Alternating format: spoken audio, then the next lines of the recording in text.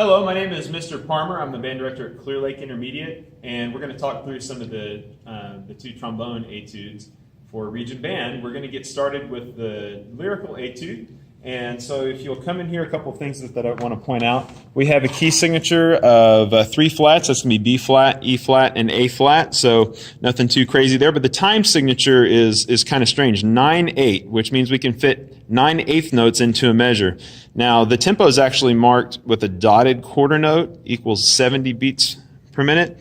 And so that means that if we have the dotted quarter note on 70, then we can fit 3/8 notes into that. We'll fit 3/8 notes into a beat. The dotted quarter note gets 1 beat, and then we'll see some dotted half notes also that are going to get 2 beats each. You'll notice later on here that in measure 16, the last one, and measure 12, that we have a dotted half note tied to a dotted quarter note. Those are going to be 3 beats, and I count those 1 lolly, 2 lolly, 3 lolly. Your band director might tell you something different. Let's notice a couple of other things here. The rhythms are really simple in here. We only have basically 4 different kinds. We'll have 3/8 notes in a beat, and they're beamed together. We'll have a dotted quarter note that makes up a beat. We'll have a dotted half note that makes up 2 beats. Or we'll occasionally have these where it's a quarter note followed by an 1/8 rest. And so beat 1 will be right there, and then that's the beginning of beat 2. You could also count it in 9 if you want to. 1, 2, 3, 4, 5, 6, 7, 8, 9.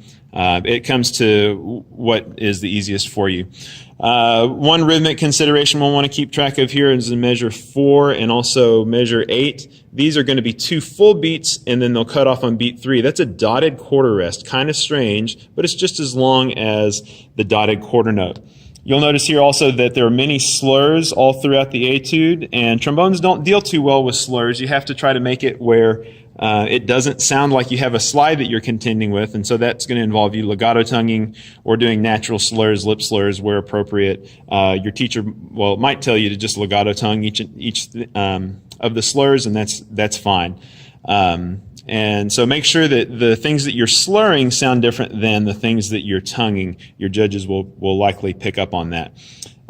There's a strange accidental here you maybe are not used to. C flat, that's the same thing as B natural. And you could also think a flat lowers a note by 1 position or 1/2 step, and so C is 3rd position, and so you'll go 1 position lower, which is 4th position. So you also might notice if you're watching my slide technique here that I'm going to do a lot of the D's in 4th position. For instance, right here from C to D to E flat, and that's because I'm going from 3rd position to 3rd position, and 4th is closer to 1st. Again, your teacher might tell you to do something different on that. And so we're going to try to make the most of the dynamic changes here and get started. This will be our lyrical etude.